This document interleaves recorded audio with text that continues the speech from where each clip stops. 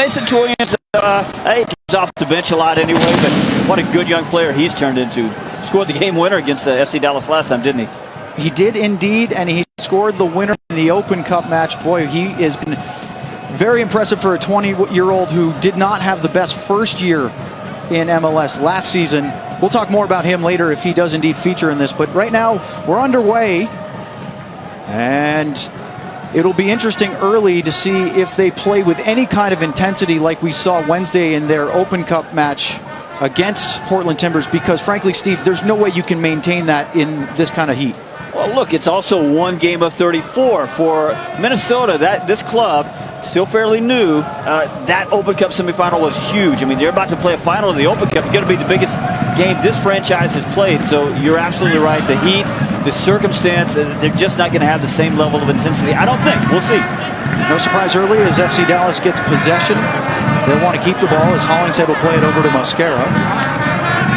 Hounded from behind by Martin, who's an interesting story in itself. Actually played Wednesday in the USL Championship side for Hartford Athletic.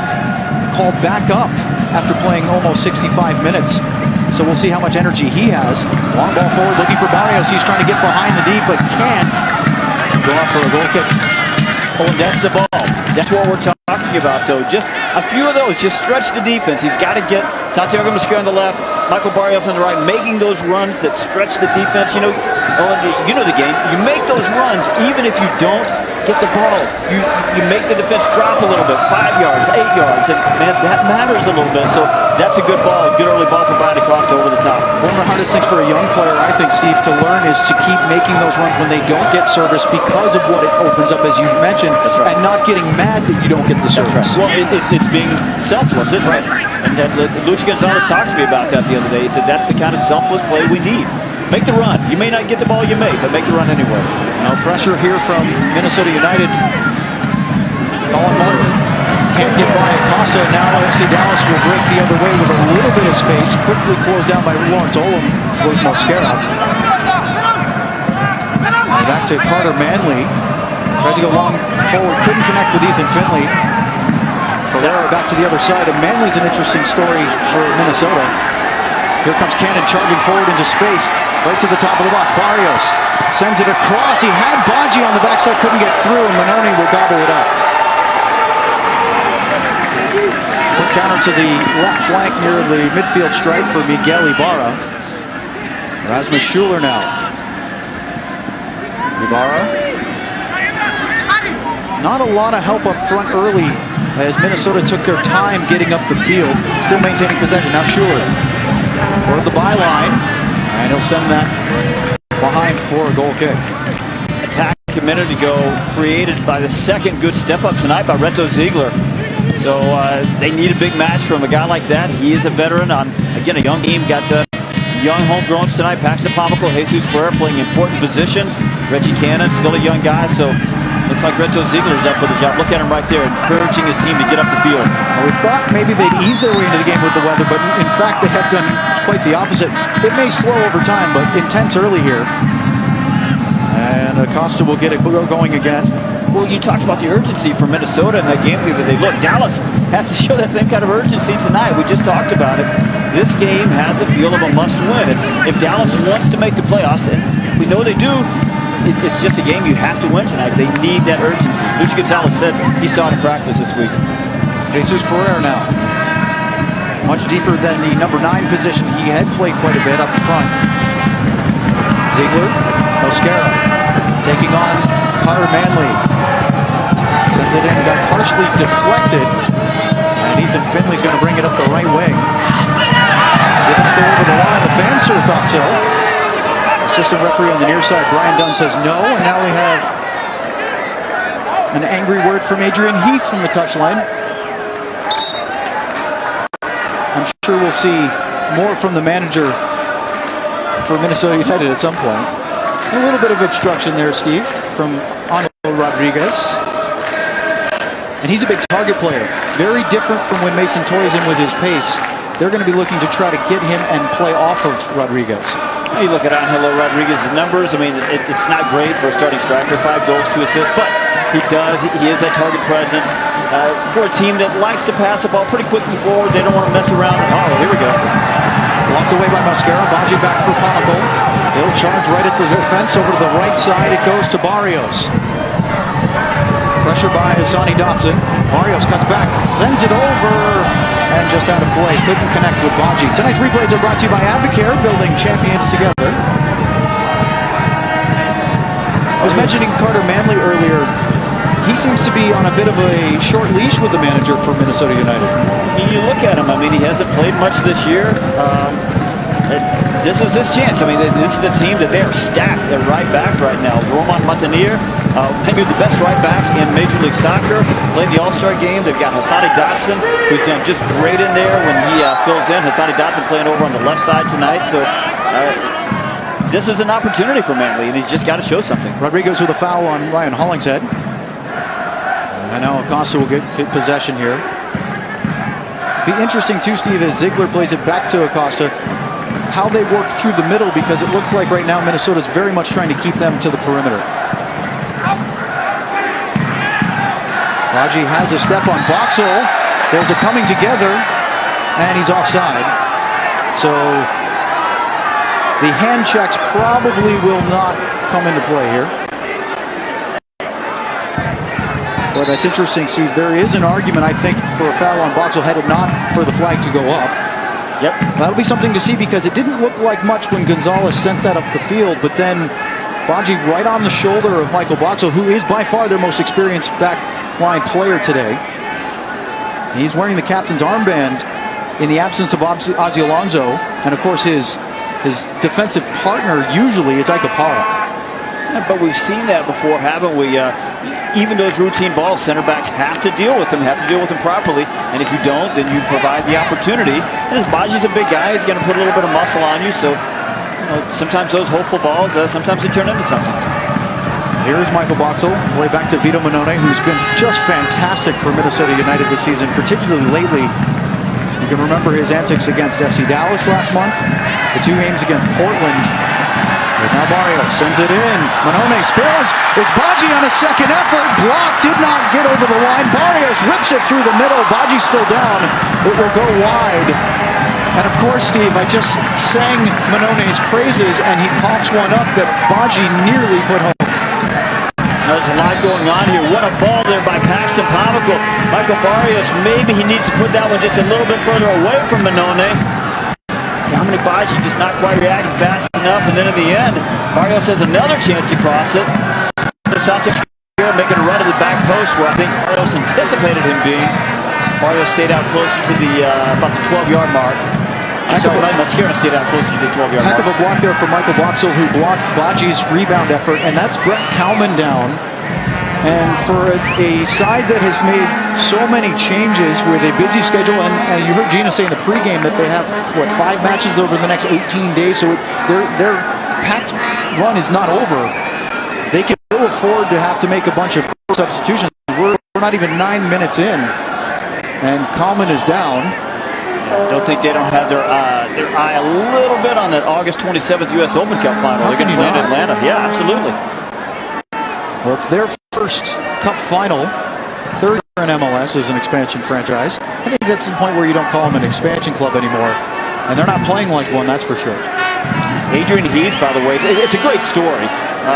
Minnesota this year, they opened a great new stadium up there, 11-game unbeaten run, just keep climbing up the standings. Adrian Heath said it was a 3-year plan, and sometimes we hear that and you think, okay, well, you're trying to buy yourself 3 years, but sure enough, here they are, and they're doing great.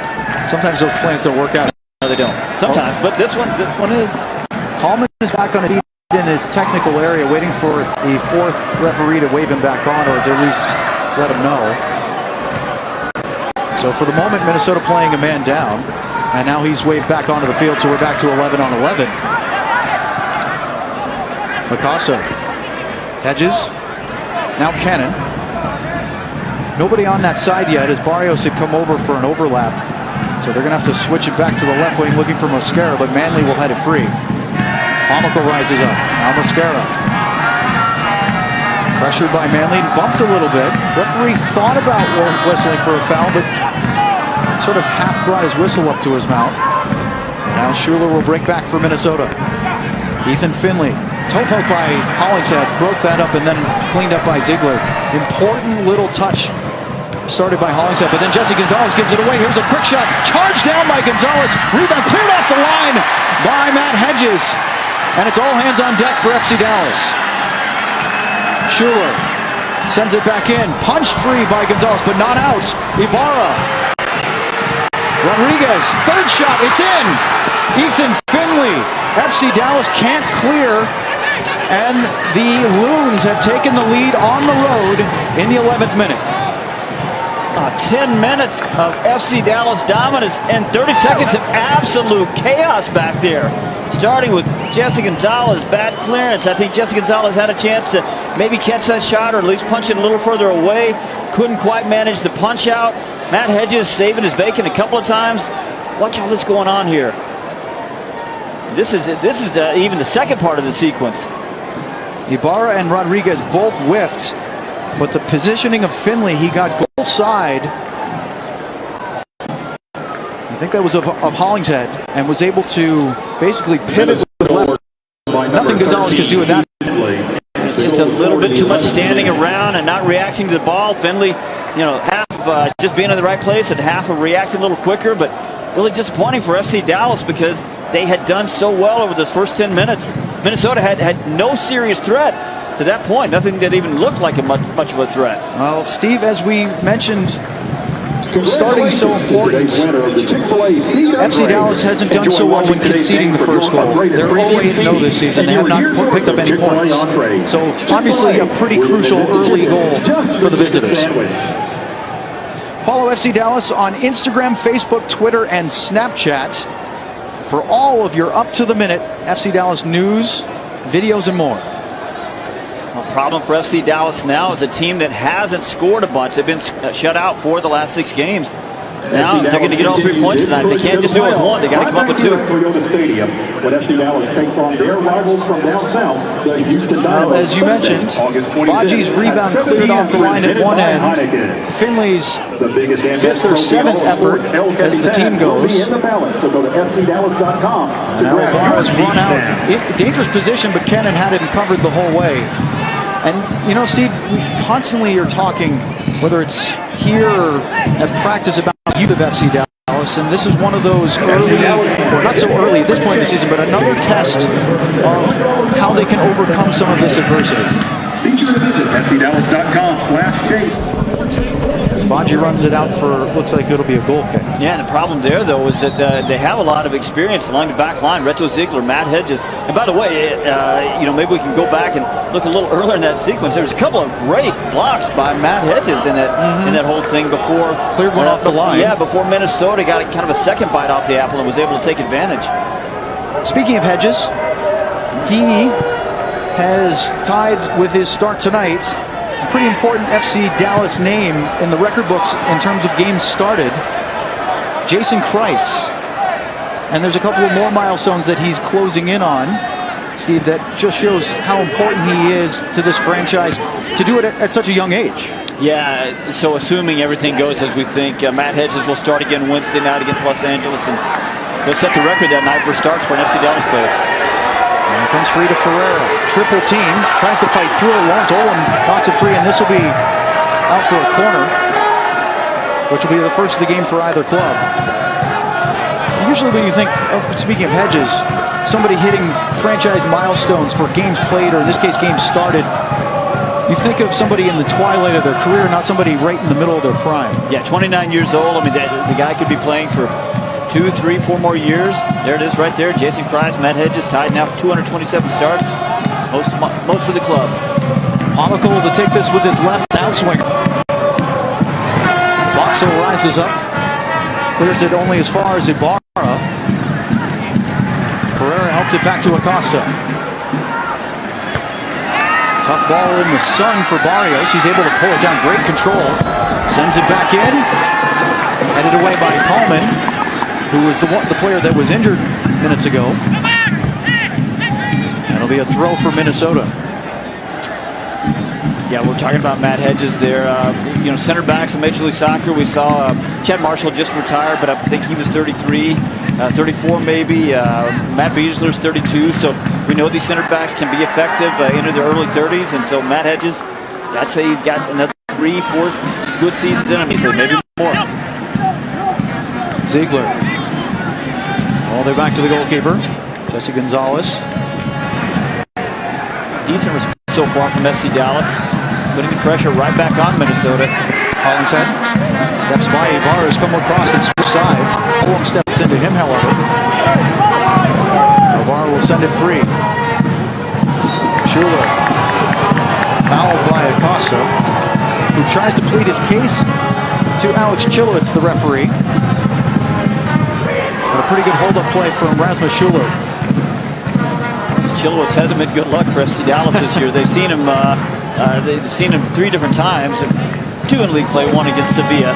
So maybe that's not fair, but FC Dallas has lost all 3 of those. Errant pass from the left side by Hassani Dotson will go all the way back toward the goal line. We mentioned it earlier. When FC Dallas is allowing the first goal, they do not have any points.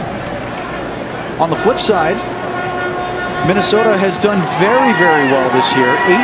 8-1-3 when scoring first, which again changes how teams play the game. Pomical.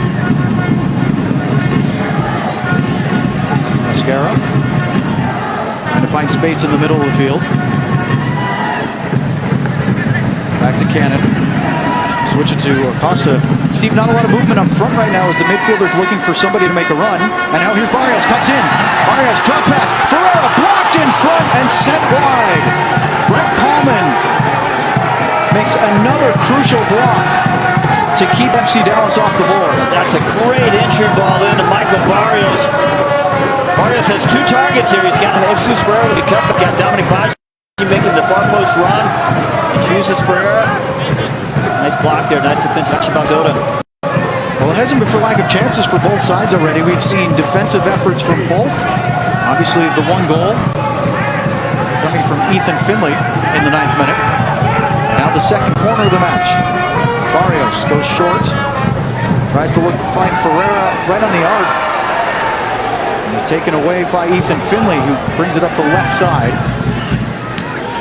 Pecked out by Cannon, but Barrios is in an offside position, so Cannon will chase Dotson. A 70-yard run for the right back. Looks like he's feeling okay from the illness that kept him out of some action in training.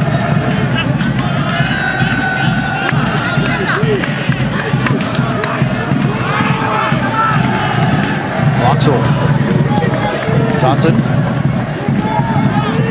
Long ball to space, hoping for somebody to track it down, and Ibarra does. He and Finley have switched flanks from their starting. He was on the left, now on the right side.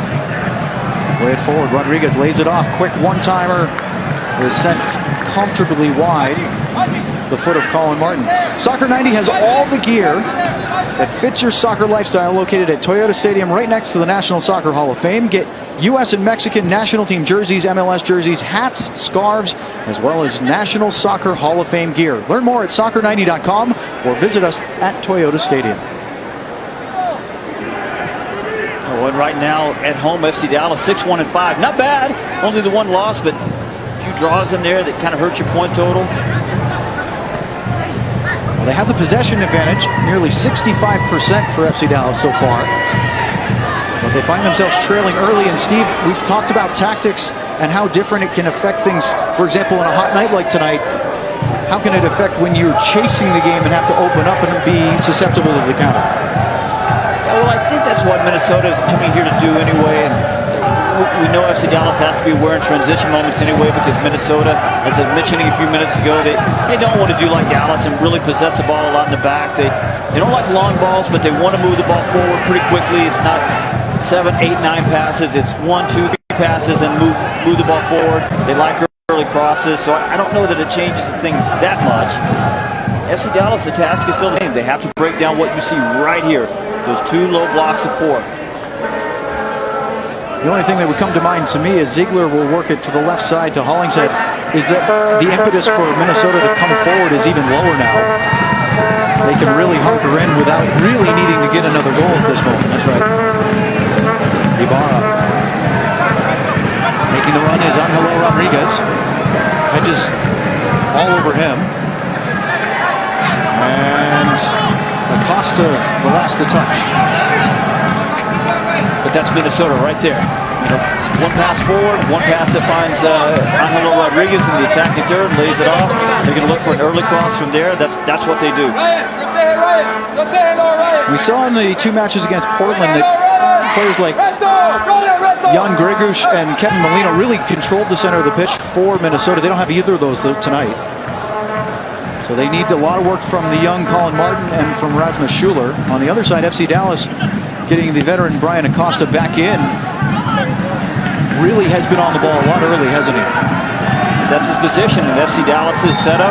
That number 6 handles the ball a lot. Got to be a guy that makes good decisions, a guy that you can give the ball to under a little bit of pressure. I think Acosta's got a lot of that in his game. He's pretty tidy with the ball. Ziegler, the FC Dallas captain. You just have to make some different decisions at that 6 as opposed to the 8 because as an 8 you have a little bit of cover. If you lose the ball as the 6, you are the cover, and so you have to be a little bit more careful about the decisions you make. One less layer of defense. Yep. Pass forward, trying to find Mosquera. He likes the effort, just missed.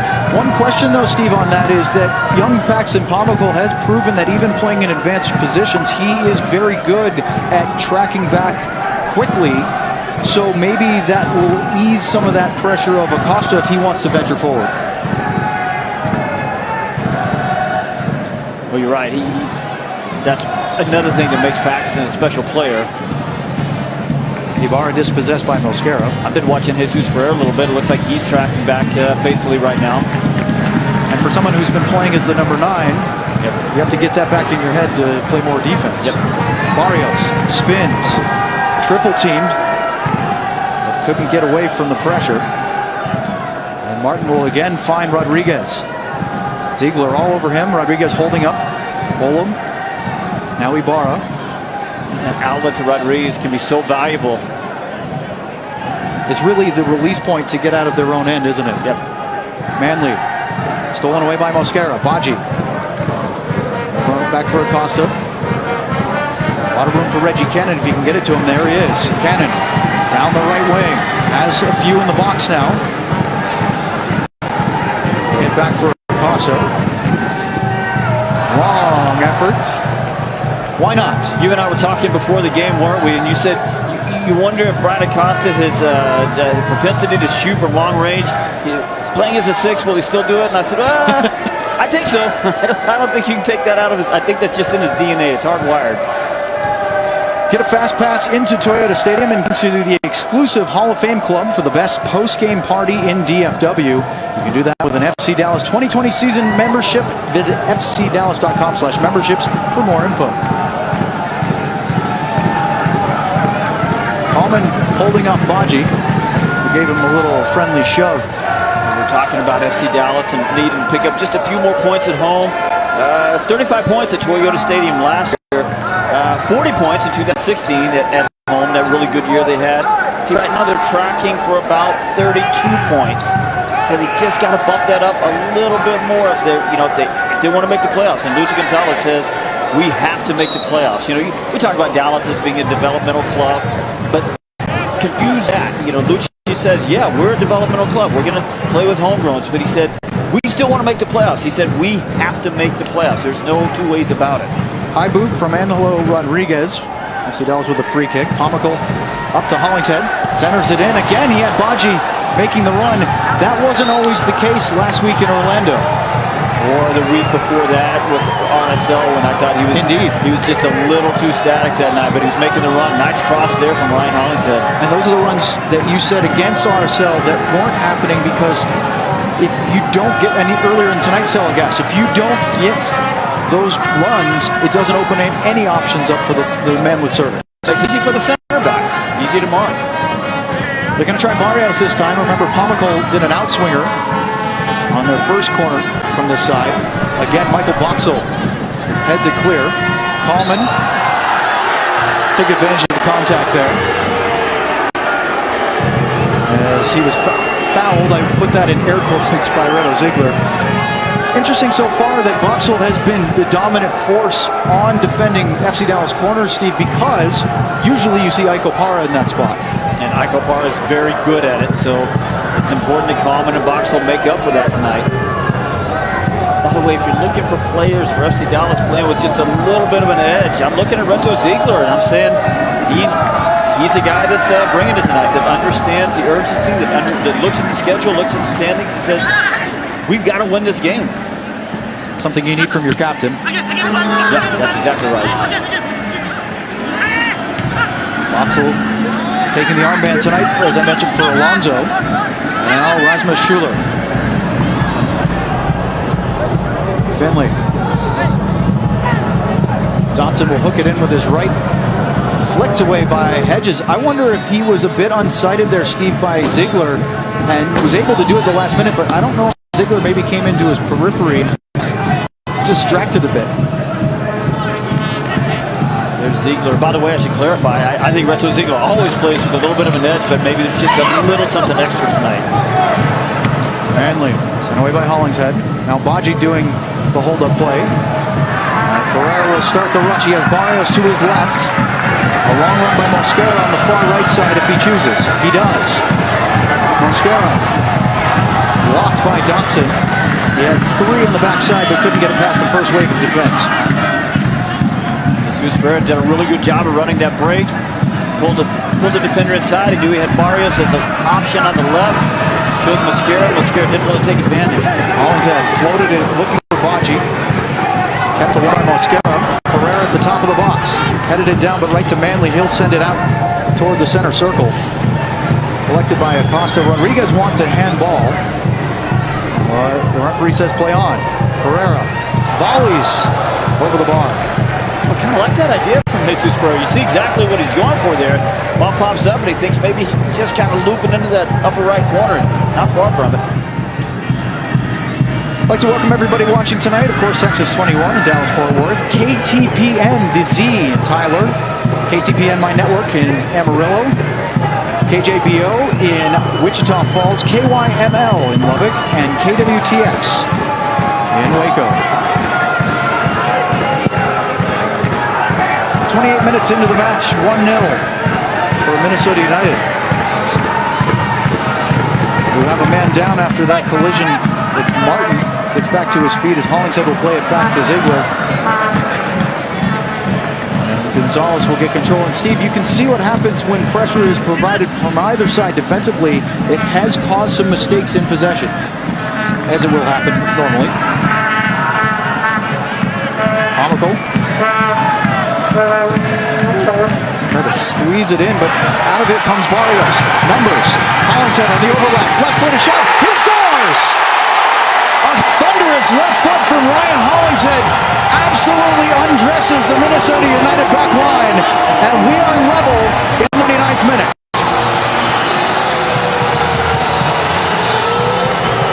Oh, and a minute ago I talked about Reto Ziegler playing with an edge. I was about to mention Ryan Hollingshead looked like he had some of that.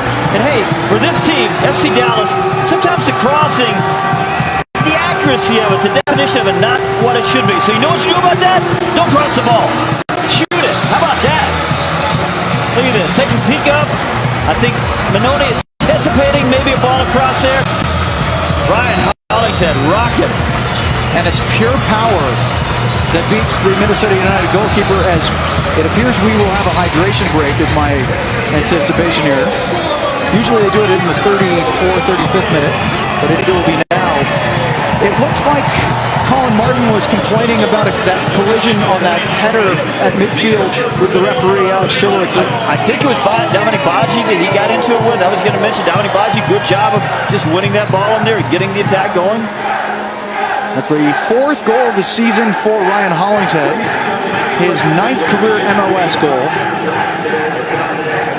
And a little maybe fortunate, Steve, on the initial play as Coleman gets beat by the falling Baji, allowing Barrios to run through. But sometimes you need to take advantage of that. But it wasn't just that. It was the fact that Hollingshead joined the play, I think, allowed them to have the numbers. Yeah, I think maybe Paggi understood in the moment what he was doing. I think he kind of put his body in front of Coleman a little bit just to impede the run, and that's the game. If it's too much and too much contact and too much in the way, then of course that gives the referee the opportunity to blow the whistle. If it's just a little bit, just leaning in, just kind of getting yourself between the defenders so he can't start that run. But those little plays. Let's take a look at the goals so far tonight. Gonzalez couldn't clear. Neither could his defense. And on the third whack, Ethan Finley found that. Ibarra missed, kept it alive. Rodriguez missed. Finley did not miss. And you look at it there. Ryan Hollingshead just finds himself on the wrong side of Ethan Finley. He needed to get into a better position there, but I think I have to say that Ryan Hollingshead makes it. Look at Dominic Paggi just a little bit there to impede Brett Coleman from getting back into play, and then Ryan Hollingshead does the rest of it. Just absolutely thundered it into the roof of the net. No chance for Monone, even though it was right near his head. That for goalkeepers, typically they hold their hands low to cover the corners and to snap up near the face difficult. You see also Brent Coleman went to the outside on Paggi.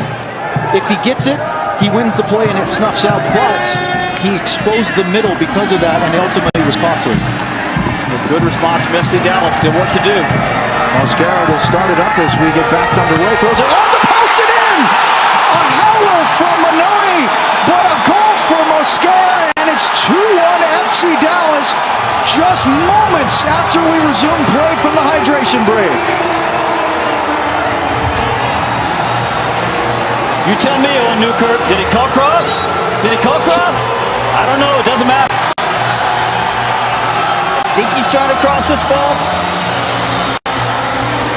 Maybe, maybe not. It's hard to say because Paggi's in the vicinity, but it's way too high for him. He might have been going for the back post. He actually went off the post and in. Because you're right. I mean, he sees the near post run. It's a pretty poorly missed cross that happened to go in, or it's an amazing goal by Santiago Mosquera. As a former member of the goalies union, I feel for Monone in this sense, Steve. He's not expecting a shot from there, and so that's very difficult to cover. But if indeed Mosquera was intending that, which it kind of looks like he did, bravo. Absolutely. You call it initially, you said a little bit of a howl. I don't know. I'm not so sure now. I'm not either. It's a tough ball to deal with. Initially, when you see a ball go in from the side of the penalty area, you think that's not great. But it's also a ball that hits the corner, up the left corner, goes in off the post. There's a lot of accuracy on that. And so FC Dallas has erased the 1-0 deficit and now lead 2-1. And because they've scored twice, that means you get half off a regularly priced menu item tomorrow with Papa John's score twice. Mosquera will send it back in. We'll finish that in a moment as Hollingshead plays it for Pomykal. Down toward the end line. Hollingshead, can he get there? No. Over for a goal kick. Speaking of Papa John's, score twice half price promo. Use the code FCDallas at papajohns.com to get half off a regularly placed menu item tomorrow. Well, man, how much has the FC Dallas outlook changed in about 5 minutes? 28th minute goal, 32nd minute goal. Just like that.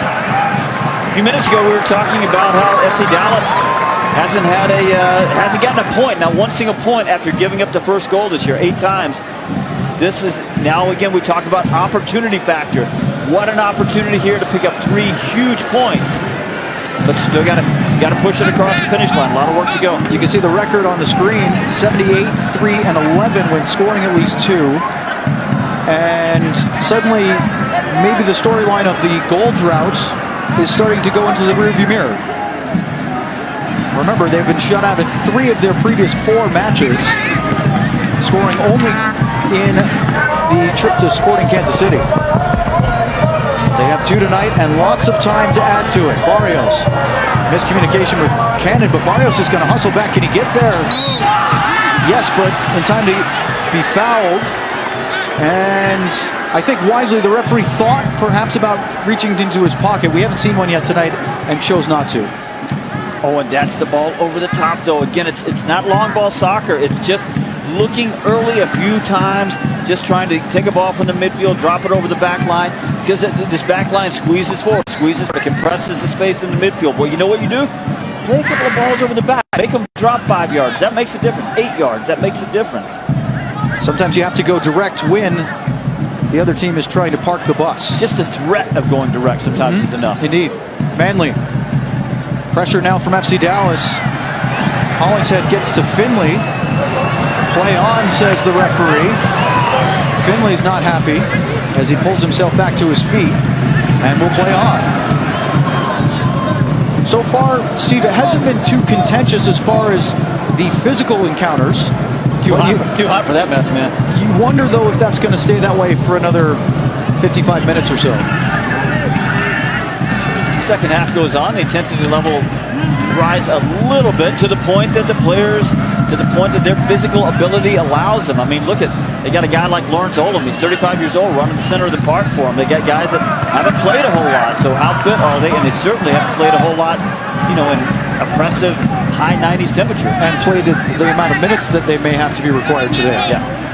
Hedges snaps it over to Mosquera, who put up a little bit of wizardry to give FC Dallas the lead. Monaco out on the right now with Cannon. Now in the overlap, Cannon cuts through. Pressure right at the top of the box. He went down. The referee is uninterested. The fans here at Toyota Stadium are not amused. There was something there, and I think maybe Chilowitz, the man in the middle, adjudged that maybe Canada was about to lose the ball anyway. He pushed it a little too far ahead of him, but definitely some contact there. And you can see with the wingbacks pressing forward, or the outside backs, not really natural wingbacks, but with Cannon and Hollingshead throwing themselves forward and creating numbers, Steve, suddenly Minnesota United defense having some trouble with it. Yep. Ziegler. And boy, the mood in the stadium has changed dramatically since the 11-minute goal from Ethan Finley, excuse me. And as has the volume of the spectators. Acosta to Cannon. Acosta pressured by Rodriguez. A little bit of a kick on the back of the heel. Looks at the referee. FC Dallas retains possession. No harm, no foul, so to speak. Well, you see what's happening now, though. Minnesota now down. They're having to push their lines up a little more. That's going to have more opportunity for those balls. Early entry balls and balls over the top. Raja keeps it alive. Barrios with him. Dotson wins the throw. You said it a while ago. Once Minnesota got that 11th-minute lead, they really kind of dropped in and sat back and dared FC Dallas to come through. And they gave FC Dallas the ball in the midfield and let them pass the ball around there. But now Minnesota has to bring those lines up a little higher. Boxel. A nearly errant ball by Ibarra. But Manly recovered, only to throw it away, and Hollingshead will get possession. Monaco. FC Dallas in much different control at the moment, Steve, as far as the possession, seemingly pinging it where before they looked a little hesitant. What a difference the score will do for you. Well, I'm watching Paxton Monaco, 19 years old, and watching that, the pass he just made, and he's already got such a good sense for when to move forward quickly and when just to keep the pace down a little slower. Mosquera threads it. Baji overlap again. It's Hollingshead on his right foot this time. Couldn't quite get the ball in front of him, and it was held by Manone.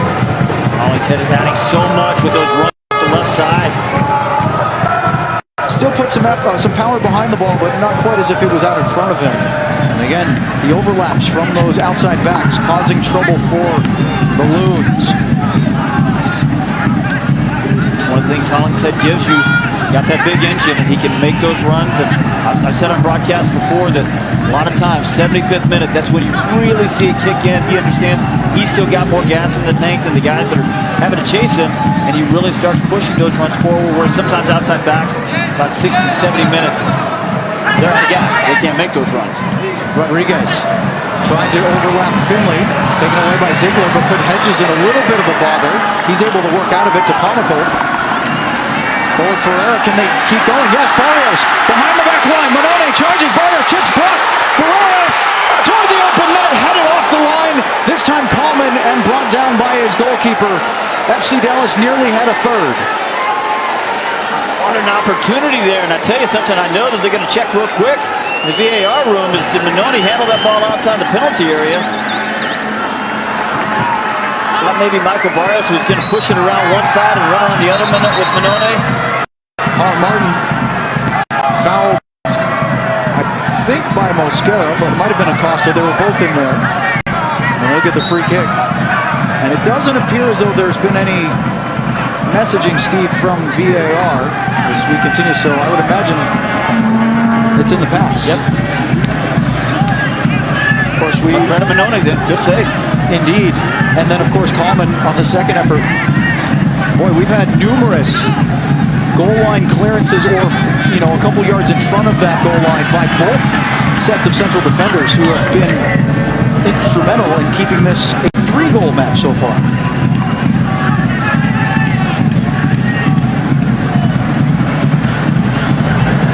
There's a flick over Jesse Gonzalez, and just like that, Minnesota has tied it again. Level at 2 in the 42nd minute. It goes to show you, you never know what you're getting out of these matches. FC Dallas been pretty good defensively lately. Second best team defensively in the league in terms of goals allowed. Didn't really expect a score fest tonight, but here we are sitting in halftime, 2-2. Steve, what were you saying about direct service up the middle of the pitch? Still got to deal with it. Ethan Finley, who's been on a bit of a tear lately.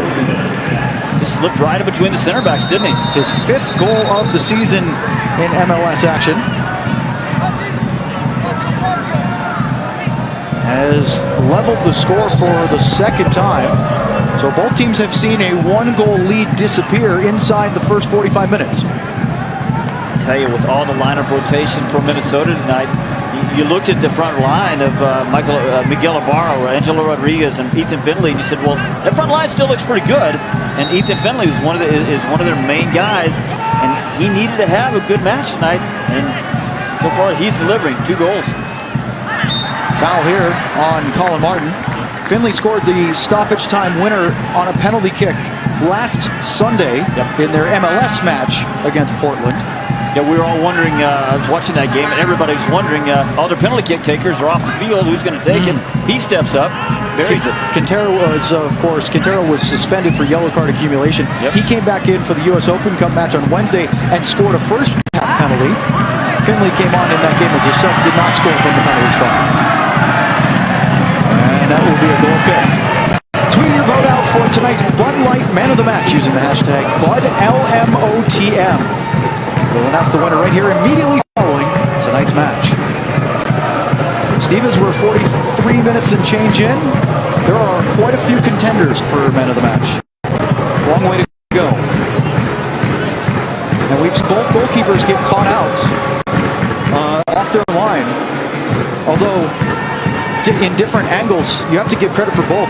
Mosquera with a gorgeous touch from the far right side of the penalty area, and then Finley to bring down that direct service from the back, and in one touch, control and then flick it with his left over Jesse Gonzalez. So far, pretty impressive finishes. Yeah, I understand that Jesse Gonzalez was in a vulnerable position, take advantage of that.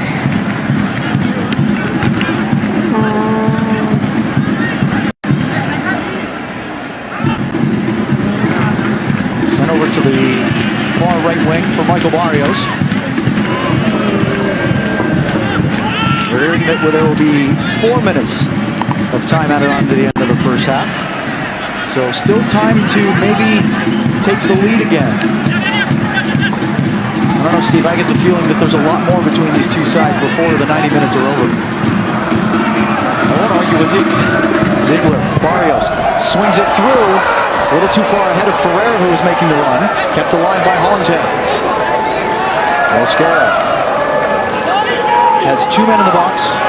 We'll go back to Pomical. Trying to draw out the Minnesota defense a bit. Pomical. Now we'll switch it toward the right side. And finds Barrios. Cannon making the run to his left. Cannon gets the layoff, shoots, and it's fired! finds a way through.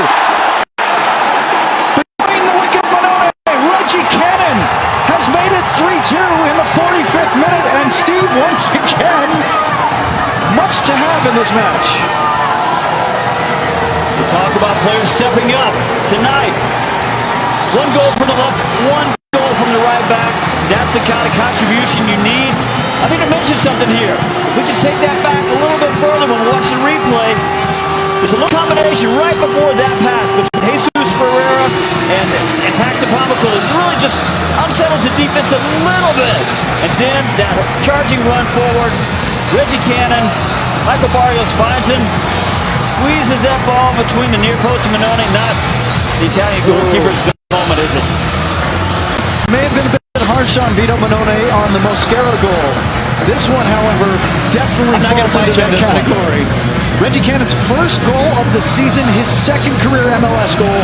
And did you notice, Steve, a little slack coverage by Lawrence Olum, half step not picking up Cannon on that run, and that was the space he needed to score. I noticed that as well. As earlier in that sequence, Paxton Pomykal just stepped around. Olum looked a little like a 35-year-old guy playing in 95-degree temperatures. I'm just telling you, that little pass in that zone 14 right up in the penalty area, we don't see enough of that from FC Dallas, but it's just one little quick combination between Ferreira and Pomykal. But just doing that, it just moves defenders a little bit. Sometimes passing for the sake of it really does open up an option instead of just standing and holding the ball. We're into stoppage time. We will have a minimum of 4. With the goal, we might have a little bit more. We'll see. Mosquera and FC Dallas have the lead again in a wild 5-goal first half. Not the only game in Major League Soccer today to have lots of goals. We'll give you a little bit more about that at halftime. Schuler. Long diagonal ball looking for Ethan Finlay, who's been dangerous tonight for Minnesota. Blocked away by Ziegler. And interestingly enough, Steve, except for on counterattacks, there have not been a lot of service from either side. Minnesota hasn't had the ball, and Dallas is attacking in their attacking third enough to really deliver a lot of service. And Minnesota is a team that does hit a lot of crosses. They like to hit early crosses, but haven't had the ball that much. They've just done a really good job of being opportunistic. Little give and go. Finlay and Martin blocked off by Hollingshead, who will hoof it up towards the center circle. Delied by Dotson. Rodriguez. Cannon right on Dotson here. Giving him nary an inch as it's laid back to Schuler. Stolen away by Barrios. Can FC Dallas find another late counter? Baji has Barrios with him. Barrios pretty much on his own at the moment. Baji taken down. Referee says play on. Mosquera now. Calmly doesn't have a lot with him. And perhaps wisely doesn't run to the corner flag. He would have been the lone man forward if he had done that, Steve. It looks like he's gassed too. I don't know if he could have made it there. It has been a long half. Ziegler. Acosta has been a very strong pivot so far tonight in that defensive midfield position. Hedges. Pomakal's popped up all over the place, really, as the half has come along. Orlando did such a good job of, especially in the first half last week, closing off the passing lanes to him. And so tonight he's got a little different role, and he's finding the ball and dictating this for his team. Hedges. Pomykal. Minnesota would be wise not to give him too much room to operate. Although the two teams seem, at the moment, ready for the halftime whistle. Mosquera. As Barrios running tirelessly forward. Mosquera gets a little bit of room. Around Coleman. Boxo cleans it up and forces Hedges to hold off Rodriguez here. As we have reached the 4 minutes of stoppage time, and there's the whistle from referee Alex Chilowicz, ending a very entertaining first half. Well, Brisson was brought in to compete for center back spot, to provide center back cover, hopefully for maybe a U.S. Open Cup run that, like the one Minnesota made, or just to, as I said, just to compete for that position. And that is his actual position. He was playing right back. for a while Reggie Cannon was away in the Gold Cup, and he's doing okay at it. He was doing good. I think some good, some bad, but you could tell that just some of the angles were a little different for him, and he did get beat last week by Teshwa Kandele, and I think that was kind of an angle thing as Kandele made the run right off of his outside shoulder. So definitely more comfortable as a center back. Well, it's the 14th appearance for FC Dallas this year for Brisson. And look, for FC Dallas, the opportunity is still here. This is no excuse. We know how valuable Hedges is, but I mean, heck, 9 changes for Minnesota. They're missing a lot of important players. And of course, with fatigue coming down as the second half unfolds, we'll see how both managers use their substitutes. Barrios doesn't like the call as he's taken a foul, but that is disappointing for Luchi Gonzalez. Obviously, you know what he has, but a manager never likes to have to use one of his 3 substitutions so early in a match. Usually they like to wait a little bit longer to have some sort of tactical change, perhaps, or a like for like. In this case, Steve, he's down to 2 such sort of, bullets in the chamber to then make change if he needs to. Yeah, 2 tactical or personnel changes. You like to have all 3 of them, but sometimes it just doesn't work that way. Rodriguez will try to probe down the left side, and Reggie Cannon draws the foul on an overzealous Minnesota center forward. Yeah, smart though from Reggie Cannon. He just understands there. Just put his body in the right place. He's either going to get out of the pressure or he's going to draw the foul. Cannon, of course, the reason. Excuse me, Steve. I was going to say Cannon, the reason why FC Dallas has the lead. Apparently bearing a bit of a viral problem. He looks a lot better than I think you or I might with strep and 100-degree He's younger weather. than us, too. Indeed. There's a little layoff flick, and Cannon is brought down. This could be our first yellow card of the match. And indeed, Miguel Ibarra will see the referee go to his pocket as Cannon now has drawn consecutive fouls, and FC Dallas with a advanced position free kick over on this right wing. Pretty easy decision there for Alan Chilowitz. Reggie Cannon was about to get by Ibarra. Left back over there was out of position. Ibarra not arguing at all. He knows he's picked up the yellow card there. It was a professional foul. A little bit like the one that Reggie Cannon picked up a couple of weeks ago for his 5th foul, which drew the yellow card accumulation suspension. And yeah, I talked to him about that the other day. He said I would do that 10 times out of 10. He had to make that foul. He knew he was going to get a yellow card. That's Ibarra's 4th of the season. As the service from Acosta is headed clear, Mosquera kept it alive. I'll bring it back out to Cannon as they try to open up a little space on this Minnesota back line. Acosta deflected by Ibarra. It was intended for Barrios, and now quickly the other way. Martin up to Rodriguez, waiting for help as reinforcements slowly work forward. Pressured by Ziegler. Acosta came to help. Rodriguez wanted perhaps, or maybe hoped for something from the referee. He didn't get it, but Dotson will carry it down this left side. A methodical charge forward by Minnesota. Ibarra. Schuler. Olem. Baji came some pressure, but they're able to go swing to the far side for Brett Coleman. And now Carter Manley. Oh, a mistouch there by Coleman, but he's bailed out as Mosquera called for the foul. And Steve, you always have to wonder, as soon as the referee shows yellow for the first time and breaks the seal, if perhaps everybody's on notice to be a little more careful. Acosta, can they counter? No, Olem broke up very nicely. Otherwise, he had Mosquera down the left side. And it'll be played forward to Schuler. Now Manley has not ventured forward much tonight. The Minnesota right back. Now we get a deflection, and it will be a corner kick for Minnesota, which is their first of the night. You can see who's available for substitutions of the 2 remaining that Luchi Gonzalez has at his disposal. Some offensive options there, like Edwin Jesse, Zdeněk Andrazic. Maybe a little bit of a surprise. Hasn't made the 18 a bunch lately. Brandon Cervania lately. Available to us, Ja'Cory Hayes, Brian Reynolds. Colin Martin will serve the outswinger, headed away by Acosta for another corner kick. That'll be the second.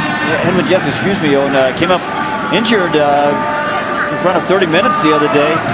They did an MRI. There was something he was feeling in his groin and that hip flexor area. Did an MRI, came up clean, so back to training later in the week. And the second Minnesota corner headed wide of the back post from Michael Boxall, who is by far, although you could argue that maybe it's Rodriguez, but it seems like Boxall's their biggest aerial threat in both boxes. Well, tonight he is when Michael Barrow's not in there. And now played forward by Paxton Pomelo. Quick goal kick by Jesse Gonzalez, and now Hollingshead. Over to Barrios. Can he return it to him? A long run for the FC Dallas left back. Little back heel. Trickery. Barrios can't get around Dotson. Does a nice job to shield Barrios off the play. And Ibarra will hoof it free, really to nobody in particular. Right to Brian Acosta. A switch of play. Paxton Pomelo over to Mosquera. Draws the pressure, goes around Manley. His in-swinger a little low and sent free by Coleman, but that was a quick step past Manley from Mosquera. Now Pomelo trying to find Ferreira. Again headed free. Another effort from the top of the box goes wide by Hollingshead. But an opening perhaps, Steve, on Manley by Mosquera on the left could suggest something in the future. Yep. Well, we noted earlier in the match that they're stacked to the right back, and this is Manley's chance. And hasn't played a lot this year. He needed to show something, and I think FC Dallas is taking advantage of his that left back position, that right back position a little bit for Minnesota tonight. Brisson getting a few touches on the ball as he came on at halftime for Matt Hedges, who went down with what appeared to be an injury. Steve, in hockey, we call that a lower body. Yep. Nice and vague. Ferreira.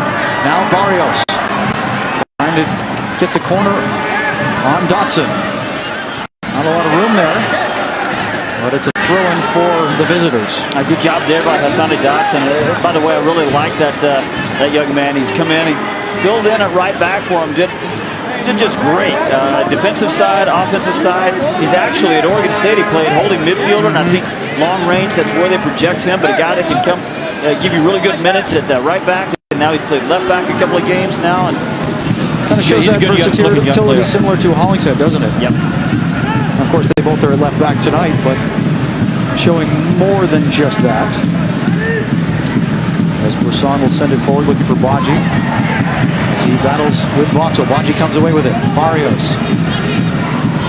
Not a whole lot of options in the box, just trying to hold up play, and we'll go back to Cannon.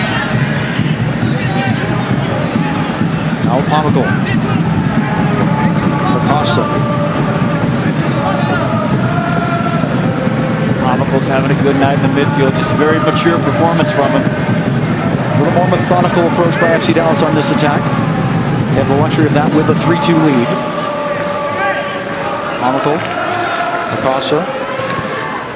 Long switch looking for Santiago Mosquera. He beat Manley last time he went one-on-one. Can he do it again? Nobody was able to draw a corner out of the play, and that will be fine for FC Dallas.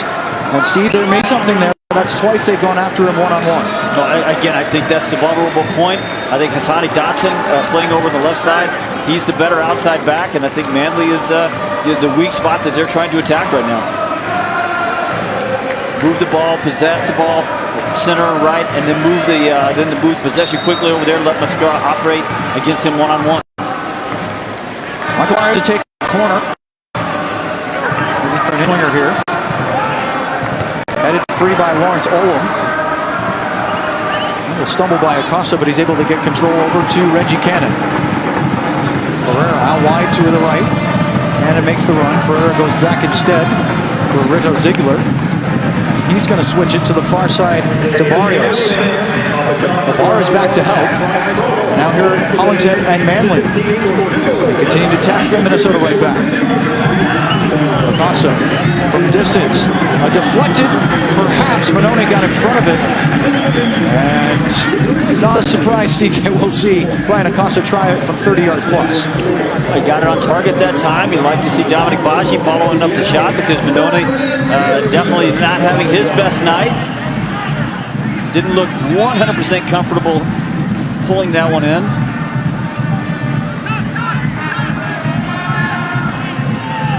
You know, as I was watching FC Dallas move the ball around a little bit, sometimes we hear this term possession without purpose, and I'm not really sure I buy into that.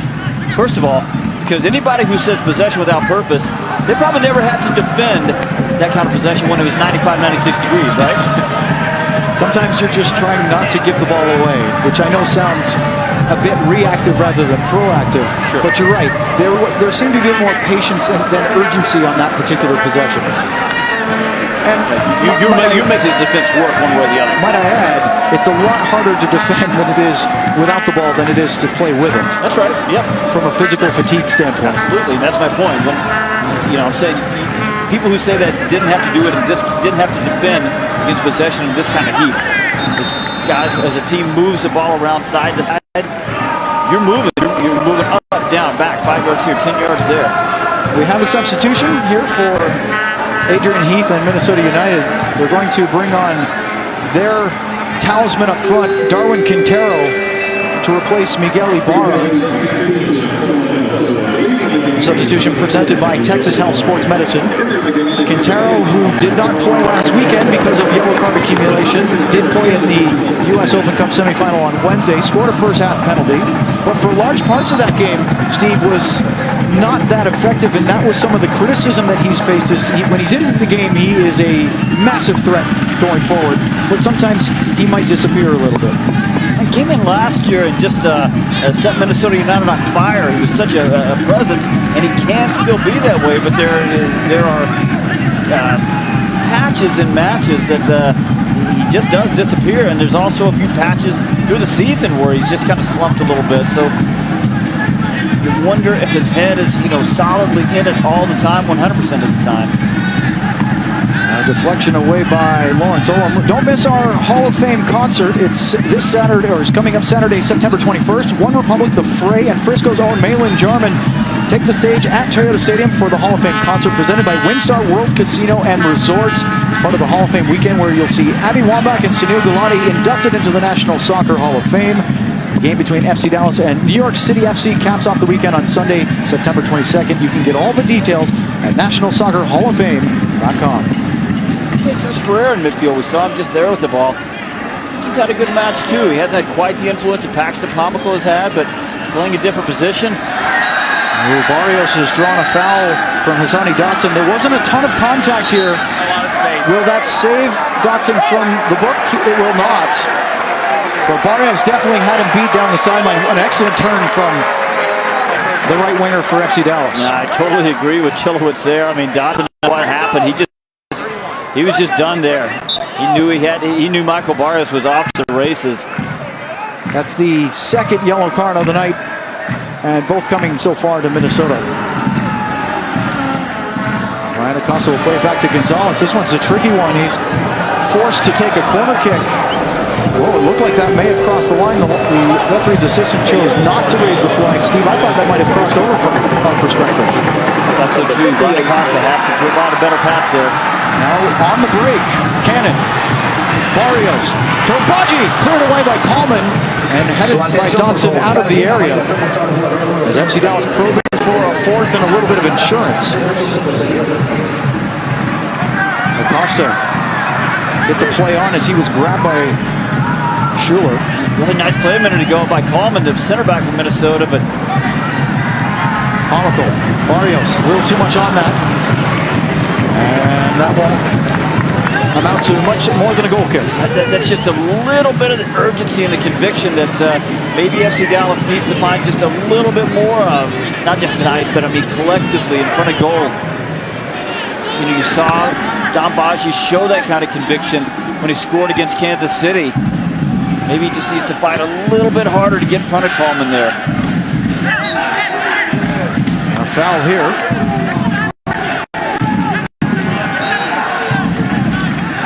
We give FC Dallas a free kick for the halfway line as we are in the 60th minute. 3-2. Steve, how do you see it after an hour? Well, I'll tell you what I'm watching right now. I'm going to be fascinated by what Coach Luis Gonzalez does with his tactics and with his substitutions. You know he wants a fourth, but if he doesn't get it, do you go a little bit more defensive with your subs? Do you go a little bit more attacking, try to push harder for that fourth goal, which I think is Lucci's instinct?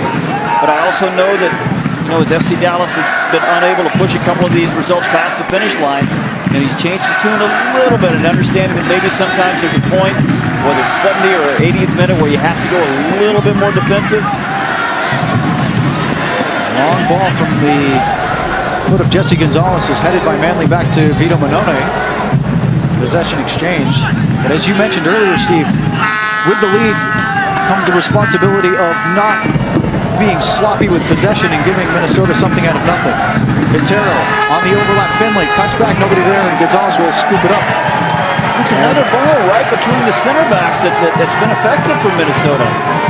Finley got between the center backs wall to go to score a goal.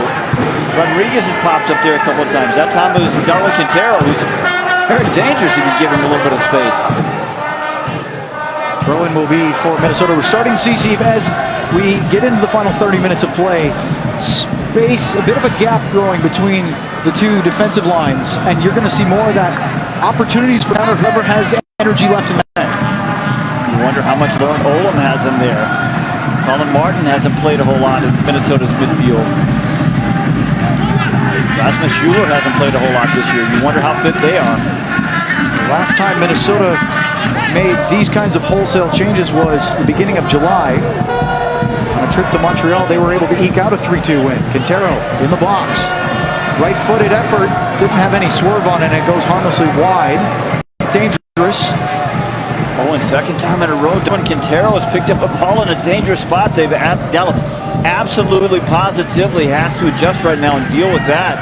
Whether it's Brian Acosta sitting back a little bit more, or whether it's Brisson or Ziegler stepping up on him, somebody's got to account for Quintero. You can't just let him grab the ball and turn and run at your back line.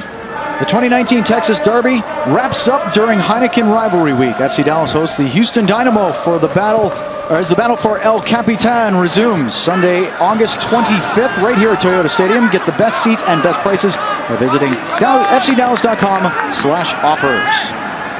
Talk about opportunity factor. Next two teams, FC Dallas plays at Toyota Stadium in Houston. Good at home, but only 2 wins on the road this year. Cincinnati, another team that doesn't do well on the road. They aren't having a good season period. Only 2 wins on the road for them as well. So good chance here for FC Dallas, but it's got to start with getting all 3 points tonight. Angelo Rodriguez shaking off a bit of a knock on that last collision at the midfield stripe. Seems to be okay though. And this is a bit more of that patient possession, Steve, of some might say without a purpose, but they're really probing to see where the space might open. And now Barrios. Ferreira, touch the Baji, has space, left-footed, deflected wide by Manone. An excellent save by the Minnesota United goalkeeper to deny Dominic Baji of what would have been a much-needed insurance goal. Brilliant combination, though. Barrios to Ferreira. Ferreira laying off a nice, sweet little ball for Dominic Baji, putting him in such a good scoring position. Baji swinging, spinning, and swinging that left foot, just couldn't beat Manone. They found the space there. Patience in possession, leading to offense tonight. The corner kick, well out of the area. That was by Mosquera. But it was kept alive by Ferreira. They'll try it again. Santiago Mosquera against Ethan Finley. Toward Baji, once again knocked out of the area by Brent Coleman. And Minnesota will try to counter the cross, nowhere near Quintero. Instead, Reggie Cannon will get control to Ferreira. And not a lot of relief from the Minnesota back line after that clearance. And you said it a few minutes ago. I think at about the 60-minute mark, you just saw some of the life just drain right out of the game, and it's just the oppressive conditions, and the players just getting tired. Definitely feeling better now than it did at kickoff, but yeah, it's feeling better for us. We haven't been running around on the field for 60 minutes. No, we haven't. But as you mentioned, Steve, that attrition is definitely building up for all the players. Hollingshead draws a foul here, doesn't like it, and exchanges a few pleasantries with Colin Martin. A little bit of a hand check, maybe a grab, and then he falls on the back of the leg. I wonder, Steve, if he didn't like the fact that trailing foot out a bit to catch Hollingshead. I wonder if he's just exhausted. I just wanted a little bit of a breather, so he fouled him. Some stirrings over on the Minnesota United bench. We may see their second substitution shortly, and it could be looking for more offense. Looks like Mason Toye getting his jersey on. Right now, the contested ball in midfield is controlled by the Loons. Boxall, pounded by Acosta, able to work the triangle. Olem deflected free. Nice play by Mosquera. And Alberson forward to Comical. Had Barrios making a run, but he was 1-on-2. And Wisely goes to the near side for Cannon and now Mosquera. Suddenly, some of the big guns are about to come out for Minnesota United, along with Quintero already in the game. Looks like Mason Toye. We have an offside here against Baji.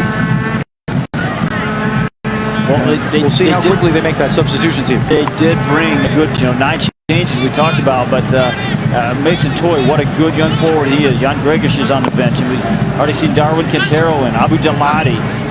Good young attacking player, so they do have attacking options off the bench, and they got one in Quintero. Here's Manley. Slides it forward to Ethan Finley. Of course, as they add attacking players, it makes them just a little less stable defensively, doesn't it? And susceptible to that dangerous counterattack. Right now they have it with Hassani Dotson. Swings it in towards Quintero, headed forward by Ziegler, but not out of the box. Finley to his left foot, rips one, hits Quintero. He's in an offside position. The flag is raised, and that will halt play. And FC Dallas has to be careful because suddenly there's a little bit more pressure headed towards their defensive third. Looks like we might be seeing the substitution. If the referee does indeed allow it, he will on the goal kick. And it's going to be like for like in position, but not in style. Angelo Rodriguez comes out here in the 68th minute. Mason Toye, the 20-year-old whose stock is rising rapidly, will come on, and this is a very different style frontman in the game now for Minnesota. Yeah, see Dallas already seen plenty of Mason Toye this year, haven't they? Scored in the 91st minute a month ago when these teams met. I see Dallas was very close to picking up an important road point, and importantly taking 2 points, potentially taking 2 points away from Minnesota, but Mason Toye stuck in that late goal. Of course, scored a gorgeous second half effort to win the U.S. Open Cup semifinal on Wednesday. It's a great goal. With his speed on a pretty direct service. And that's what you were talking about a minute ago. Yeah, he is a guy that's going to look to get in behind you, and that's exactly what he did to Portland the other day. Got into a good position, outran the center back, opened up his hips, scored a really classy goal. Important goal. Baji goes down. I saw an elbow. Was there indeed. The referee is calling the training staff out and going to his pocket, and Michael Boxall is shown yellow. Interesting, Steve, right before that play, Adrian Heath was at the edge of his technical area, waving his team forward to get a high press, and you wonder with the fresh legs of Toye if he's trying to catch maybe FC Dallas in this moment where he has some energy up front. I'm looking at this again because, look, he knows where. He knows where Dominic Baji is. I don't think it's going to be anything more than a yellow card because it didn't cock the elbow and he ends up hitting Dominic Baji with more of the shoulder, but he's absolutely, positively kind of lining up Dominic Baji there. That movement toward Baji is in no way going for the ball. Well, I think that's the argument that Boxall's making down on the pitch right now, Steve, is that he didn't extend his arm and make the elbow the point of contact, but it sure looked as though he leaned the shoulder in with some intent, and you saw the elbow raise a little bit. So even though the contact was with the upper arm, there was sort of a force towards the head of Dominic Baji. And yeah, the key there is, was it excessive force, and that's one of the criteria that they're looking at. And I think they've gotten it right with the yellow. Yeah, I think so too. That being said, they'll be concerned for Dominic Baji, who's back on his feet now. Yeah, it's still a shot in the head, either way. Make sure that he's okay, and we'll see how long he's forced to the sideline here because of the trainers came on the field. I'm a little surprised this didn't become the hydration break, but I guess we haven't reached the 75th minute, so I'm also surprised that Baji wasn't asked to step off the field. Maybe it's because of the yellow card. Usually when the training staff is called on, they'll ask the player to go to the touchline. In this case, nobody's really seeming to make any complaints from the Minnesota side of things. So play resumes. As Steve mentioned, we have yet to have the second half hydration break, which inevitably will come. Cannon with a nice turn on Rasmus Schuler. Is he feeling the effects of the minutes in the heat here?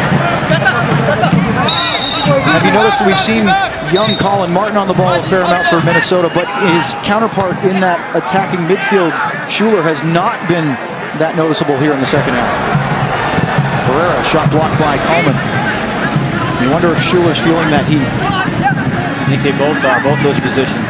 Lawrence Olam is too, although he's doing a little less running as that holding man. I don't think we'll see him dart 50 or 60 yards forward here. No.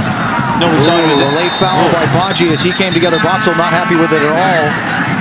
And that is going to lead to a yellow card, the first of the night for FC Dallas. And Steve, you wonder if there was a little revenge. I don't wonder. You may wonder. I don't wonder. Well, he got him back.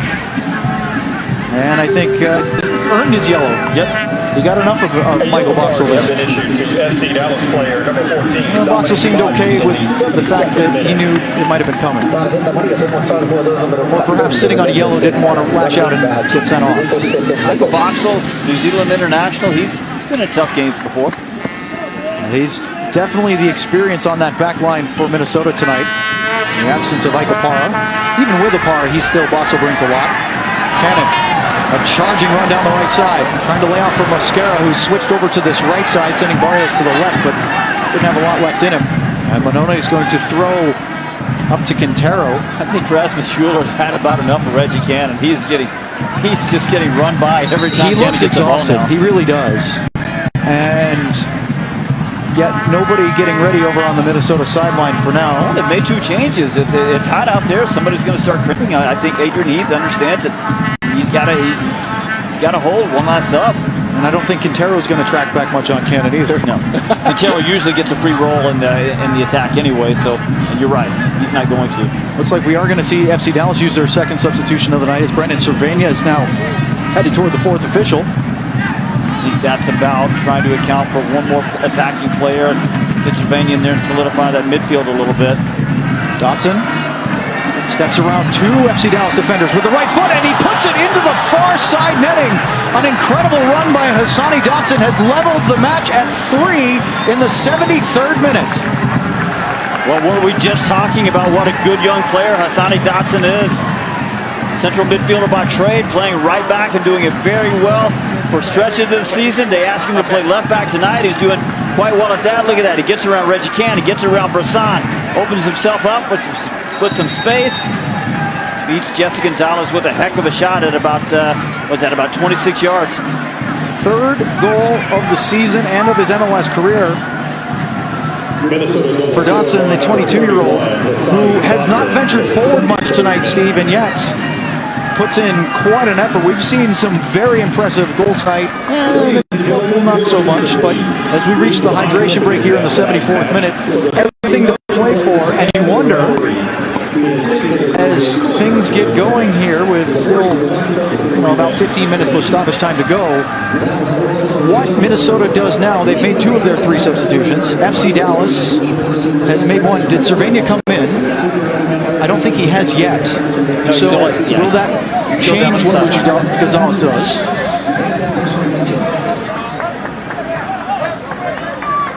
We've had quite an intense encounter so far, and I'm not sure if we've seen the last of the goals. As we take a look at the updated Western Conference standings, Minnesota drops down into 3rd after Seattle picks up a point. Of course, Minnesota United can get one back if they can get some sort of result here at Toyota Stadium. This is pretty important, Steve. We talked about in the Open tonight, getting 3 points at home with 10 matches to go, 5 at home, 5 on the road. And I don't want to say understaffed, but certainly not the first choice 11 for the visitors.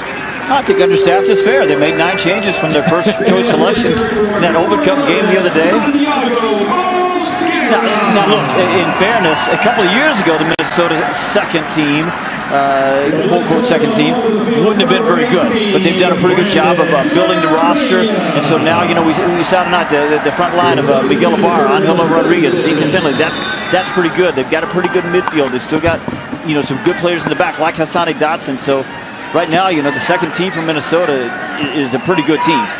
Texas Health Sports Medicine substitution is Santiago Mosquera's night is over. Brandon Cervania, the 20-year-old, makes his 10th appearance of the year for FC Dallas. He comes in to that central midfield area, probably pushes Paxton Pomykal a little farther forward. It'll be interesting to see with Ferreira going to the middle if they keep Baji out to that left where he is right now. Hollingshead on Finley. Tried to play it back, didn't have anything.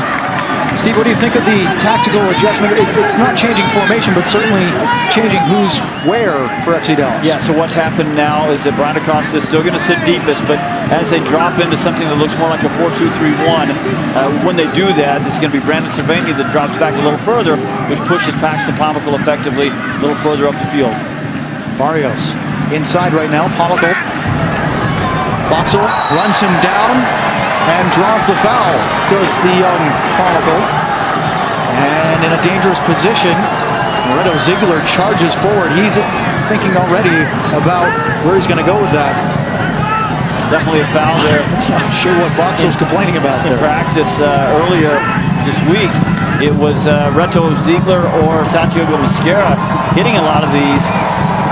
Mosquera's off the field, so I think we're going to see a Ziegler attempt here. Brian Acosta's lining things up with his right foot. I don't know if that's to take it or for a dummy. He does have range, as we've talked about. Ziegler with his left foot could have the curler on Vito Manone here in the 77th minute. But it's Ziegler. Curls. First pushed aside by Manone as he had to charge down that near post, but was able to cover and force a corner. Pretty good effort there from Reto Ziegler. Got around the wall, kept it low. Manone got down low and pushed it safely around the post. This will be corner number 6 for FC Dallas. And they have plenty of men in the box for Michael Barrios to try to pick out. With the in-swinger. Boxel first on it. On out. Ferreira sends it way up in the air, and there's a collision right near the penalty spot. I think the foul there looks like Manley down in a heap. Ryan Hollingshead on Manley. And so that will end that attack abruptly. Interesting, I don't know if you caught it, Steve, but Ethan Finley did about a 50-yard run up the left side looking for a quick restart, which Vito Manone either didn't spot or chose not to utilize, which is pretty interesting considering how late in the match it is. Well, off corner kicks a couple of weeks ago, Jefferson Savarino, off corner kicks, that's where RSL found him, and found him very effectively. And maybe that's something that they've scouted and saw was a weakness for FC Dallas. We're about to get a Cobra sighting. Not just a sighting, but an appearance. And we're hearing it's going to be for Dominic Baji that Andrade will get into the match here momentarily. Brisson, pressured by Mason Toy. Cervania back to the Brazilian, who fires a beautiful diagonal ball over to Baji with what could be his last effort of the night. The centering feed is deflected away by Coleman, and that indeed was the final touch for Dominic Baji, as he will make way for the Cobra. Well, here's the deal with Zdeněk Andrasic. He was brought in, there were some high hopes, ends up third, maybe even fourth on the depth chart at striker. We were 25 games into the season now, 29 if you include some other games, and Zdeněk Andrasic, Cobra, has yet to make an impact. This is a great opportunity, though. When you talk to Luch Gonzalez, he talks about not solving problems, he talks about opportunities. Well, here's your opportunity, Zdeněk Andrasic. Well, what a time for his first goal in an FC Dallas uniform. Barrios, Adam on the line, he's fresh feet. Acosta with a long drive, deflected away again for a corner, which will be, I believe, the 7th of the night, indeed. Boy, Steve, the two center backs for Minnesota United have put in a big shift this evening. Yeah, well, they needed that from Boxel in particular. All the veterans out, he had to step up big. Andrasic was maybe the target player here from Barrios' corner. Cleared away by Carter Manley. And now Quintero. 1-on-3, trying to stretch the back line on the counterattack. He has Finley with him. Ferreira closing him down and makes a beautiful challenge to take the ball away from Ethan Finley. That was a very important moment of the match. And Ferreira, the youngster, executed it perfectly.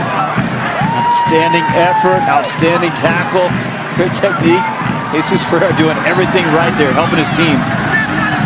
Hollingshead. Back forward, switches it, looking for Barrios. Gets behind the first touch of Dotson, but a heavy first touch by Barrios allows Manoni to come free. Boy, Dotson really misread that ball, and it was nearly a dangerous opening for Michael Barrios. Game's really stretched now as FC Dallas looking for that game winner. 3-3, 10 minutes remaining in normal time. A moment of magic. Perhaps Steve from either side could snatch the 3 points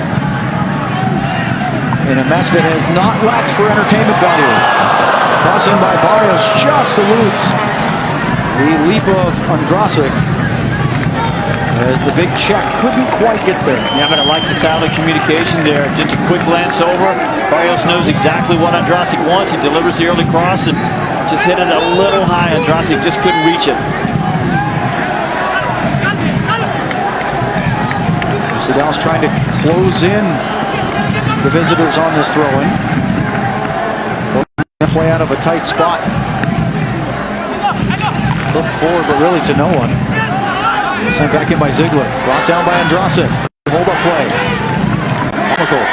Hollingshead. Then they open up the Loons. For the 1-touch, 2-touch. Hollingshead sends it in for the Cobra. Brings it down, rips it, and it's blocked. It was Dotson that got in the way of that effort. As Andrasic looking to open his account. Then a long effort from Acosta sails over the crossbar.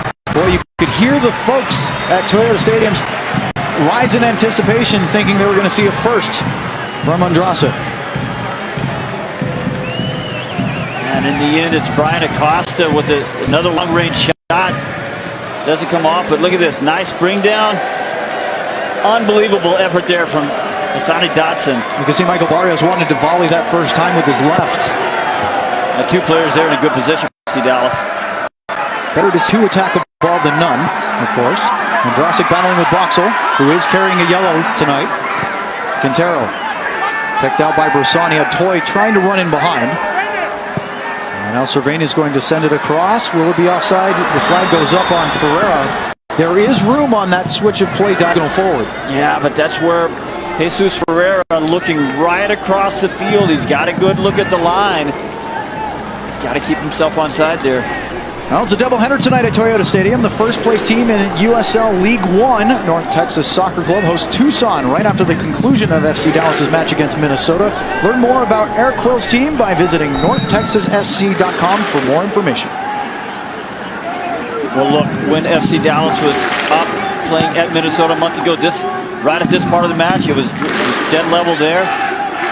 Minnesota came up with a late winner. Maybe FC Dallas can do the same to Minnesota. Well, the fireworks in the second half stoppage time of that match at Allianz Field, if they continue tonight, we have much more to watch. A goal by Mason Toy and a penalty saved by Manoni. Of course, he was at fault for that being called when Brian Reynolds came in and was brought down on the box. Right now, it's Reggie Cannon. Scored his first of the season in the late stages of the first half. Comical running forward. Now Barrios with the overlap across, and it's in the net! Brendan Cervania! And it's 4-3 FC Dallas. And Toyota Stadium rises to his feet. That's the youngster put the home side back in front. And by the way, that's his first career MLS goal. What a big one it might turn to be. Look, it's Barrios with a great delivery. Cervania at the back post, but don't forget about this guy. FC Dallas, good possession in the back. Moves Minnesota around a little bit long enough for Paxton Pomical to pick up the ball in the good spot in the midfield, and then immediately do what he does, which is drive at the back line. Draws a couple of defenders to him. Little Little shuffle pass out to the right side. Barrios delivers a perfect ball to the back post. And look how much it meant to Brendan Cervenia, who was just mobbed by players and staff alike in the FC Dallas technical area. Michael Barrios, the assist, that's his second of the night. Remember, he set up the Reggie Cannon goal in the late part of the first half. That gives him 10 assists for the season. And he's now inside the top 10 MLS leaderboard in that category. As we see Minnesota use their final substitution, the out-of-gas Rasmus Schuller will make way for Abu Danladi, who is also a threat. So the big guns now up front for Minnesota. They've got a lot of forwards on there. Not sure how many midfielders and defenders they've still got on the field. 85th minute goal for Cervenia is the difference. A 7-goal stunner so far here in Frisco.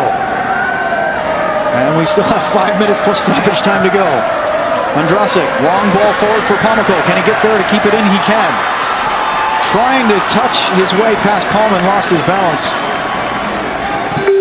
Well, he had the center back, Brent Coleman, pulled out in a lot of space there. Back to Pomykal, a big run just to get that ball, to get on the end of it, up the left sideline. Couldn't get his feet right to get around Coleman. Long ball forward is that Toy? Yes, indeed. And Gonzalez will bring it down. Toy couldn't get control of it. That was an ambitious effort with two FC Dallas defenders around it. But it seems, Steve, that when Toy gets near the ball in the box, you have to hold your breath a bit. It's really just kind of a hopeful ball. I mean, Brassard's got to deal with that ball. Looks like he just misjudged it and went right over his head. Ferreira with a nice diagonal ball forward, looking for the cutting Andrasic, who held up his run. I don't think he realized he was still onside. He didn't. It was the player who was keeping him onside. Was behind him and he didn't know he was there. And it looked like it was in and on if he could have, but unfortunately. Now a play by Toy, chests it down again. A bit of a hopeful ball, but Steve, one good thing about this is that Brisson and Cannon aren't letting Toy have an unhindered effort. So even though they didn't get a touch on the ball, they're not making life easy for Toy to be able to bring that down under control. So now we get a foul. Michael Barrios draws it on Dotson. Dotson upset there, but Michael Barrios got position. Once you get position, the defender can't just run through you. Nice job by Barrios to draw the foul, slow things down a little bit. Brisson in no hurry to take this one. And of course, Alex Chilowitz encouraging him to do so. Brisson. They'll bring a high press forward now for Minnesota United. Ziegler trying to break that press. Hollingshead, Andrasic. Ferreira wanted it forward, didn't get it, but they'll keep possession. Hollingshead, lots of room in the middle of the pitch at the moment. Cervenia, pressured, finds Cannon. And they'll swing it out to the near wing, eating away some valuable time. Barrios, Cervenia, dummy there, great turn on Dinladi, who had no interest in staying with him. Now Olam is caught. Cervenia to the back post. He couldn't find either Andrasic or Ferreira for the insurance goal that surely would have sealed it. Oh, yeah. Two runners there, didn't he? Andrasic near post. Ferreira back post. Good marking there in the end. Boy, that's a dangerous space. Great effort by Cervenia to put that. Minnesota will not like that kind of service into their penalty area. FC Dallas so doing a good job of keeping possession long enough, moving defenders around, tiring them out a little bit, and then looking for the opportunity to get in behind. Minnesota's just sending long balls forward here at regularity, trying to open something up. Quintero, Dinladi, Toy to his right foot, long effort, just shaves the outside of the near post. It looked like Gonzalez had it covered, but Steve, maybe a sigh of relief as he sees it go wide. And Mason Toy there, the Dallas killer a month ago, and Jesse Gonzalez didn't look totally comfortable there, did he? That being said, he did enough. I didn't think there was much on there from Toy, and then suddenly lashes that forward. We're hearing that there will be a minimum of 4 minutes of stoppage time added on to the 90. Well, here it is, Owen. FC Dallas this year has not been the best about getting these things across the finish line. I've said it a couple of times tonight, and I've also talked about opportunity factor. Well, here it is. Here's your chance. You've got the lead. You're against a tired team, a team that has brought on some subs, but they've still got a lot of tired legs out there. Get this one home, and you've really done something. a young team has grown a little bit at that point. Major maturity points if they can see this one out. Manone. Coleman. Up to Manley on the far right side as he pushes higher. Long ball down the wing toward the corner flag. Finley out for a corner as it was blocked off by Redo Ziegler. This is where it's all about concentration. Earlier this year when Dallas lost a late lead against Vancouver, there was one chance for Vancouver where there wasn't enough pressure on the ball. Service came in, game tying goal. Stoppage time. Third corner of the night for Minnesota. The fly toy off the post as they have the equalizer on the head. Just talking about Finley on the back post. Just talking about concentration. There's two white shirts to get ahead on the ball. It's just marking and fighting a little bit harder for balls. Toy with an excellent flick on, and Finley had Jesse Gonzalez at FC Dallas absolutely at his mercy, and he couldn't get it around the post. Oh, in both of those cases, you know, you don't have to necessarily win the header, but you have to do a challenge. You have to put a body on those guys. Some jostling going on here in the penalty area. The corner comes in, headed free. An important one for Pomical. And now Barrios just trying to get out of his own end. He gets around two, including Quintero, and now they have some space to counter. 2-on-1. Barrios has Cervenia on the far side. The cross comes in and it's blocked by Dotson. Otherwise, it might have been 5. And now Barrios seems to be at the end of his tether here. He has put in another incredible shift tonight down the right side for FC Dallas. They don't have any more substitutions, but as we are into the second and near third minute of stoppage time, boy, Steve, that was enormous to get out of their own zone with some pressure and charge up the field and really put it back on Minnesota. I don't know if Michael Barrios could even walk into the locker room after the final whistle at this point. He's exhausted. Short corner here. Barrios may not take this anywhere. Pomical keep it away from Dotson. He can charge down the end line. Pomical to the middle, and it's 5! Cervenia with his second. Pomical sets the table, and FC Dallas will claim all 3 points in a massive 6-point swing against 2 playoff opponents. And that was huge. Oh, and great to see Paxton Pomical get on the score sheet because he's been fantastic in the midfield tonight. Just setting tempo, running the show in there. Big contribution on the 4th goal. Gets the official assist here. It's in a lot of work. Look at this young man. Picks out the right pass in the end. Who picked Brandon Cervenia for 2 goals? We have a coming together at midfield between Darwin Quintero and several members of FC Dallas. And we'll see if VAR comes into the middle of it. Mason Toye now jawing with Zdenek Andrasic.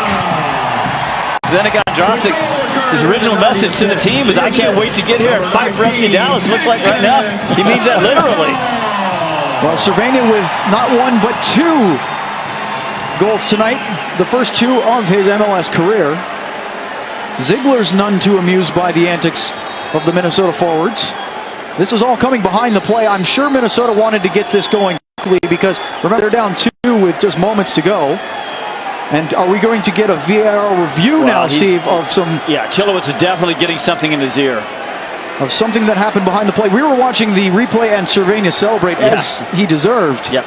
And in a match that's been relatively tame as far as extracurriculars, 4 yellow cards in total.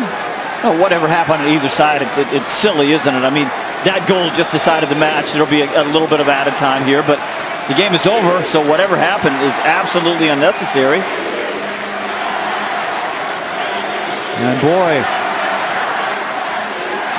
this, like the first meeting back in mid-July, could have gone either way.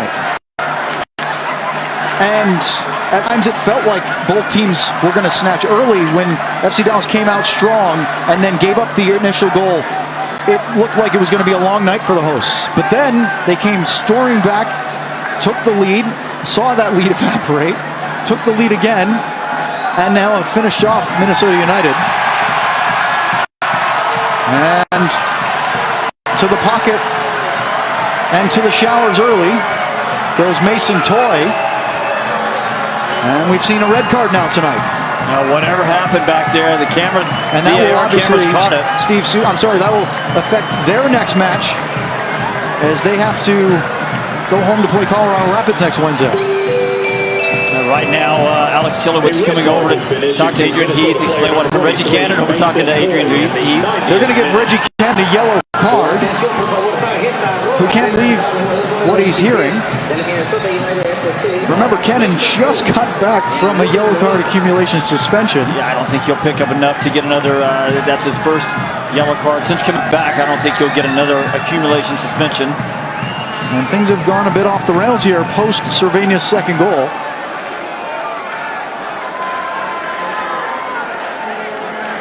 We still haven't seen what exactly Mason Toye did behind the play. I don't know if it was caught by the camera, Steve, because frankly, it was a bit of an afterthought in what was happening that moment, which was Cervenia celebrating the 5th goal of the night. Well, I'll tell you what, let's don't let it take away from what we've seen tonight. FC Dallas fell behind early. Remember that stat, 0 points picked up when the other team scores first. It happened 8 times tonight. It happened 8 times previously. Feels like it happened 8 times tonight. 8 times previously, 0 points picked up. So Oscar Pereira used to have this phrase he would use. He said, have an opportunity to change the story. Well, I think FC Dallas got to change the story a little bit there tonight.